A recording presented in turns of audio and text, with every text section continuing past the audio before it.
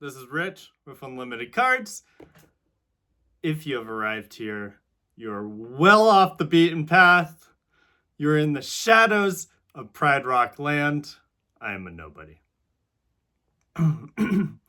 So I was sitting here just packaging cards and got thinking about just where we are at in the trading card world.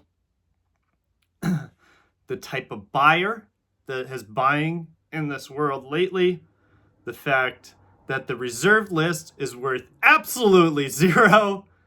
I don't even think people know what the reserved list is, so let's go through it. All right. Just been sitting here in the office, swimming in cardboard, pushing it along. So let's go back. For those that don't know what a reserved list is, way back when this game was created, right? This is the first Magic is what we're talking about. Is the first trading card to come out. Pokemon was a big thing too. I remember when I was a kid, I played a lot of Pokemon first until I found out about Magic. Magic took over. It's just the greatest game ever. Hands down. Anybody want to argue with me? Go for it. I think I'm gonna win. Maybe the chess enthusiast might win out there, but that's not a trading card game. Imagine if we traded chess pieces. Anyways, this is about the reserve list. So, when Magic was created, nobody knew the demand, right? I mean, look at the days that we're in right now. You show up on the internet, you got all the information about what good card is good, what bad card is bad, the rarity levels. You can literally go into databases, social forums, whatever you want, and find out every single piece of information. And I think it's just completely forgotten of just how different it was before the internet age when this card game came out. Literally, you would have magazines that had prices in there. People would freak out because a card was $25, $30 back then when Black Lotuses were $25. And when you order things, it takes forever to get to you. You don't know if someone's scamming you. It's such a different world, right? You don't have the internet. God, I remember when the internet was a thing, and you have like dial-up. It took up your phone. It's such a different world. Now we have supercomputers in our pockets. It's just different. Is it good? Is it worse? I don't know. It's different. But a little nostalgia here.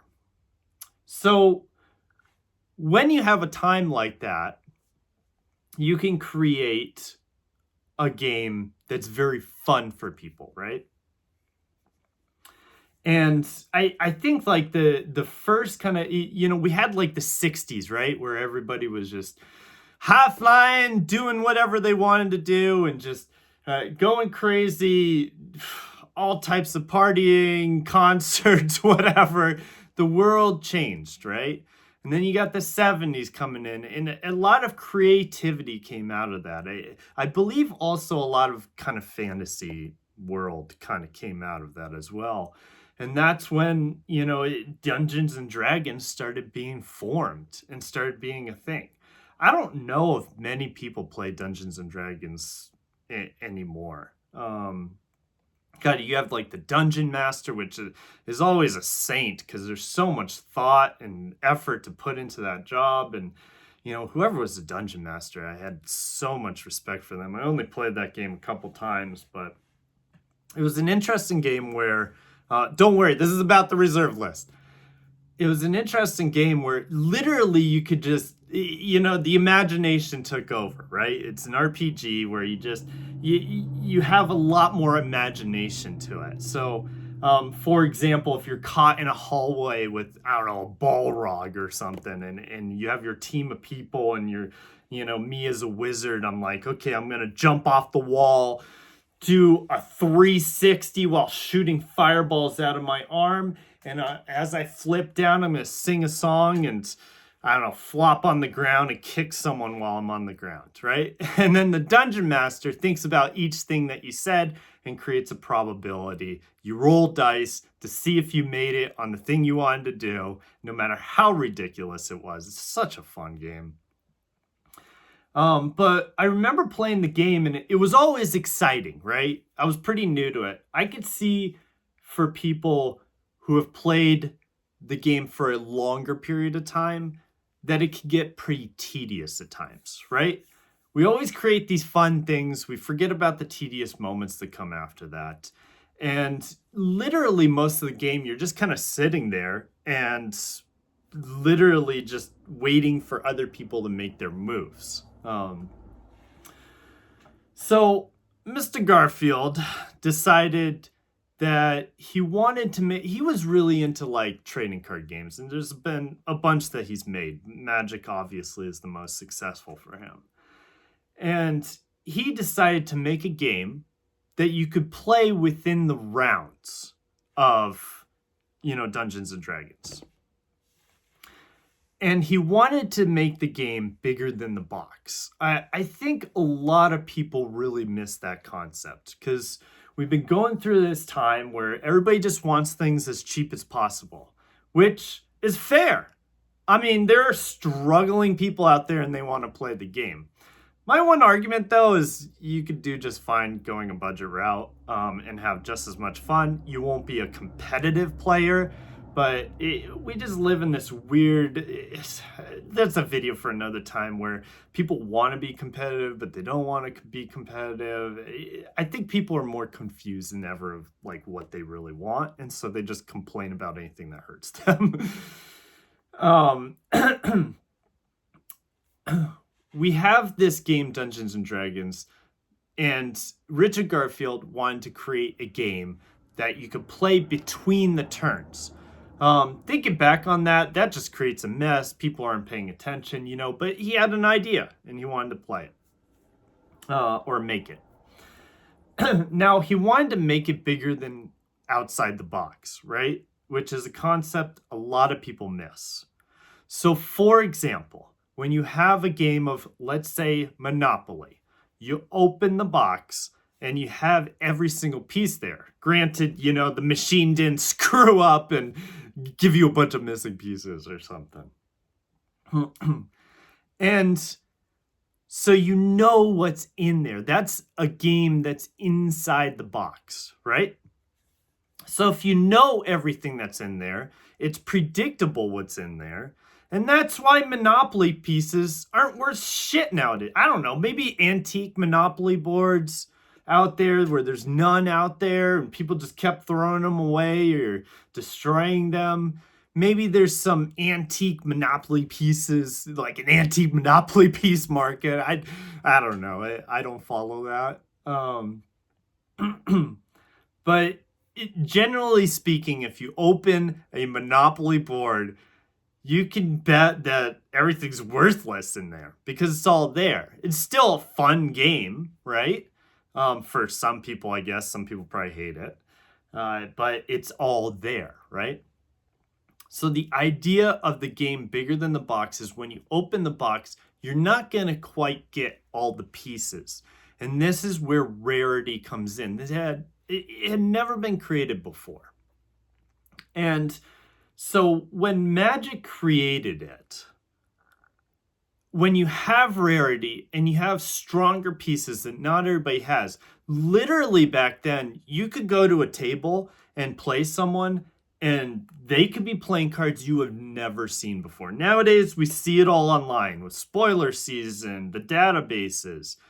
But back then, it was so much more fun. And there was a lot more envy because you play cards that you just literally never seen before. And that's what created rarity. That's what created the good cards, right? We went from an age of looking at a Mox Emerald, thinking that it's a forest, to nowadays where it's worth thousands of dollars. So there was a chase, right? You're trying to find these cards. This is why more things were opened and why things got rarer and more expensive over time. But as that happened, the value grew, right? The Black Lotus, the Moxen, they didn't stay at $25. Obviously, they grew in value, right? And as they grow in value, let's say you bought the card at 25 bucks and let's say it's worth 50. I mean, people are not going to want to let it go. They're like, this is valuable. You know, it's a good card. It's hard to find. I want to hold on to it, right? The one thing Magic didn't see coming, though, is they didn't understand how amazing the game was, right? When they first started out, the print runs were so flippin' low. I mean, if you come out on the market and you just print millions of cards right off the bat, no one's going to care about the game. It becomes a monopoly game because everything becomes worthless. So you need to judge like supply versus demand, right? It's just basic economics. And when you judge that, you need to understand like how much do we want to put out there? Well, not anybody knows it, so we're not going to make much of it. So they don't make much of it. When you do that though, if it's exciting, then it becomes even rarer. So you're kind of playing with this game, right? I think making a trading card game is a lot harder than most people think it. That's why most Kickstarters like fail, especially nowadays. God, I don't even follow it anymore. There's so much. So over time, the cards grew in value, but also the demand grew as well.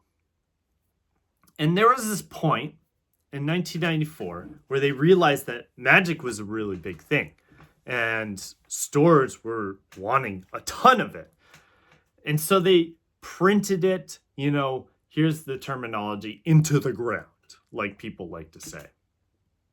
And this is when you had the era of like Fallen Empires, Homelands, where they went for more flavor and didn't think about the playability of the game, printed a crap ton of it. And then you have Chronicles too.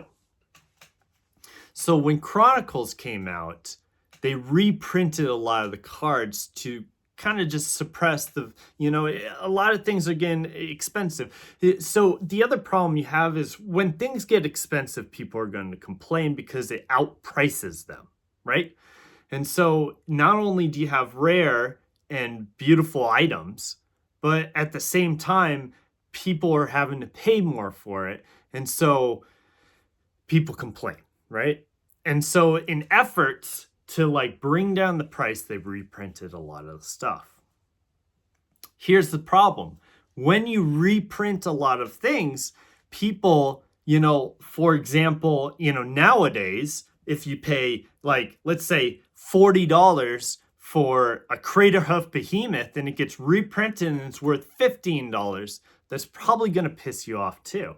So if you notice, you kind of have like this double-edged sword, right? It's a catch-22 situation where you have upset people that may lose value in their cards and upset people that are priced out. This is the problem that you have with trading cards. So they reprinted it with Chronicles. And during that time of overprinting, reprinting, the market completely crashed on Magic. Went straight into a bear market. People are like, what the hell is this? You're brand new into a game. You're crushing your IP. You're crushing your name. And Wizards had to make a choice, right? To keep the player base there. Because you have to appease both the collectors and the players, right? And the players are there, but the collectors are leaving, which is a large segment. It's larger than people think. And so they had to make a decision to save it. Now, nowadays, you know, there's a lot of people out there, including Garfield, in his little video there with Tolarian Academy, who literally speak out against the reserve list. And I'll tell you right now, it's easy to say right now, but in the moment, Wizards made the choice to save the collector base. So can you blame them in the moment? My answer is no. You can't. I mean, no matter how you feel about the reserve list nowadays, you just can't blame them for making some sort of decision. And we live in this world where like everybody's got to do everything perfect, and you literally just if you make any mistakes, you just get slaughtered. It's just like the world is absolutely insane. It is so insane. Like, is there literally mistakeless people out there? Because if there is, let me know if you're one of them. I applaud you for making no mistakes in life. I don't know why we think we should live a mistakeless life. We all make mistakes. And so they created the reserve list, which I think hands down is one of the greatest decisions they made because it simply saved the game. Did it go the way that a lot of people wanted? No. Are people upset about it? Yes. But I think it was a necessary decision in the moment. And they didn't continue with it. So people that are upset about it, I mean, noticing that they didn't continue with it should be happy, but I think people just like being upset. I mean, where are we going to land on this? So the reserve list was made. And for those of you that don't know, the reserve list is a collection of cards that they said they would never reprint. What? Sorry, Steve's talking to me. What did you say? Magic 30th? Oh. When was this? It almost killed the game. Why am I making this video? Anyways, the reserve list was a collection of cards that were deemed to be unprintable again. Frankly, there's some beautiful ones. I mean, I have a lot of them. My goal one day is to collect every single card on the reserve list. At least one of. No matter how stupid it is. And I'm telling you, some of that artwork, the card is stupid, but artwork, top notch. I'm telling you, Mirage, some of the Homelands, Fallen Empires, beautiful cards. And you can look up this reserve list online. You look up reserve list, I think it's like MTG Wiki or whatever. No, they don't sponsor me. No one sponsors me. And there you go. You look up the reserve list for free. When the reserve list was created, it was like a shockwave in the market, right? Where collectors were very happy, players became unhappy over time, but it is what it is. And, it's a bunch of cards that I think a lot of people really don't care about nowadays, but they're there. And frankly, one little tidbit, a lot of these cards are actually very playable as a thought for a lot of people. And Commander, there's a lot of these cards that you can play in Commander, and they're very unsuspecting cards if you want to have a lot of fun out there as well. But this is kind of like why we are here where we are today. It got so fierce, the anger over not reprinting these cards, which I'd say 95% of them are just literally cards people don't give a shit about. So if you have an argument against the reserve list, chances are you know nothing, because you're literally arguing against like a card pool where most of them are unplayable. It's maybe picking certain cards. I don't know. Is anybody complaining that a Moxen is that expensive nowadays? I don't even think people care. There's probably a vintage market subset of people that do, but so with this reserve list, these are cards that are rare, right? Because they're not getting reprinted. We've obviously learned that Magic is going to reprint things into the ground, and things are going to become less valuable. Over time, though, like if you think about it, let's think about like the sports card world, right? And how just the massive printing happened in the 90s, probably the 2000s too. I don't know much about the sports card world. I believe that's kind of like the era where they started printing like crazy and crushed sports cards, and no one cares about it anymore. But in all reality, there's some old sports cards that are worth a lot of money. I mean, look at, what was it in 2020, 2021? Everybody was talking about the Honus Wagner card, which when it sold for like 500,000, everybody said, holy cow, it's a bubble. That thing's going to crash in price. Why would anybody pay for that? Then it went to like $1 million, $2 million.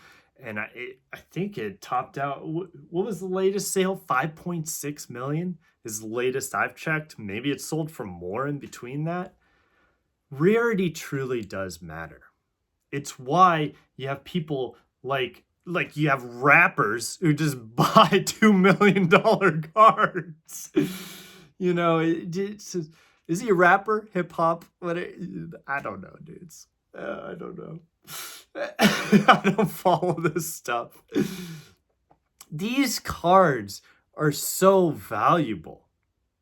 And it's literally nothing anybody talks about. That's why I figured I'd make a video about it. I just sitting here thinking about it. But they're so unique. The artwork is so beautiful on a lot of these cards. I mean, the artwork was so beautiful back then. But the reserve list, it helps you kind of just notice something that, you know, and a lot of these cards really, truly are not going to get reprinted because they're so dumb and unplayable. But the artwork is so beautiful. Truly, I think I should open a museum one day and just have cards all over my walls. Just charge people $5 to see my cards, you know?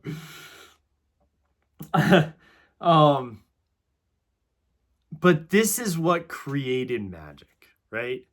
Is this idea of the game bigger than the box, the rarity, the reserve list.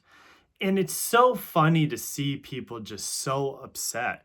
Like, the rarity is what created the game, the love for the game, the opening of packs and having just one rare. If you had like 15 rares in a pack, they wouldn't be worth anything. It was something people were worried about when they started doing double rares and double masters. And then we got to a point where there were some sets, I don't even remember, where you could get literally, was it Commander Legends, where you could literally get, I think possibly like 4 mythics in a pack. It's just very rare, but you could, you know, and you had all these different rares and mythics in a pack. And God, I just, personally, here's a hot take. I personally think sometime in Magic's future, they're going to make a booster pack with all rares, and watch, it's going to happen at some point. But this is what creates rarity. This is what creates the chase, right? And without that, what do you have? Like, absolutely nothing. Like, what are you going to do? Give someone a box and say, here's the set of Dominaria Unite. Here's the set of Avatar. You buy this box, you get the whole set. One of each. Who's really going to go for that? It's obvious that that is going to be a lot less fun. And so, for all the people out there that are just complaining about being priced out, I mean, really think about what you're complaining against. Because that's what makes the game. The reserve list is what makes the game. Puts a stamp of approval on there and says, you know what? This is what we're doing. I don't know.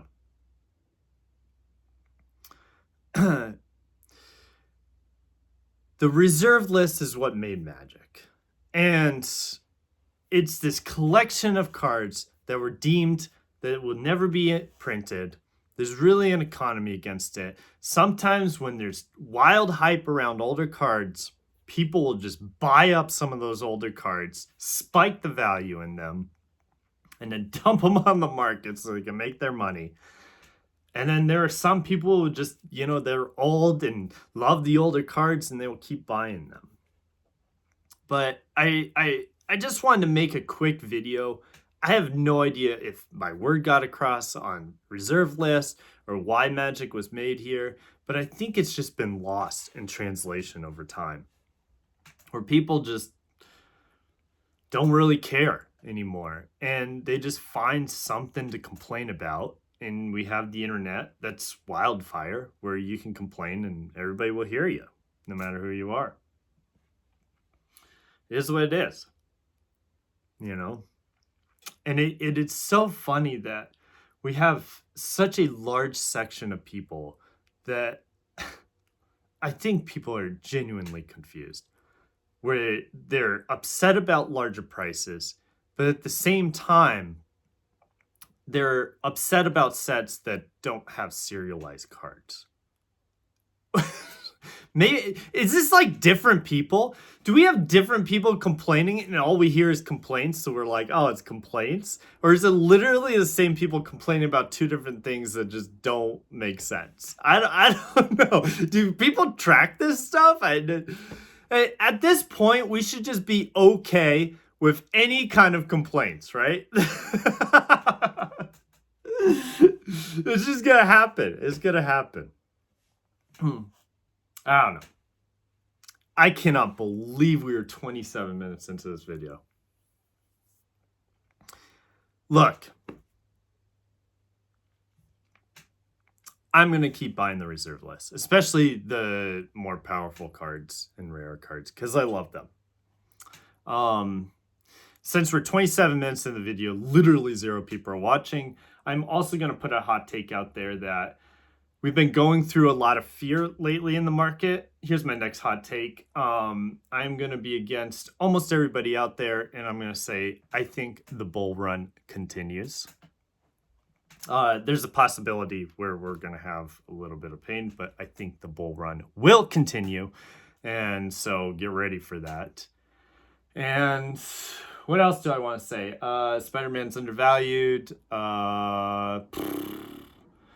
I've been buying, what was the latest video that I did? Buying, Pokemon Champion's Path.